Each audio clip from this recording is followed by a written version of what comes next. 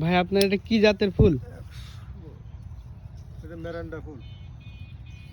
এই ফুল আপনি আজকে কাটতেছেন, বাজারজাত করবেন কবে? গতকাল নিয়ে যেতে হবে বাজারে। গদখালি বাজারে? হ্যাঁ, গতকাল বাজারে কালকে সকালবেলা নিয়ে যাবো। এই সারা রাত বাসায় রেখে দেবেন তো ফুল নষ্ট হয়ে যাবে না? হ্যাঁ, না ফুল নষ্ট হবে না।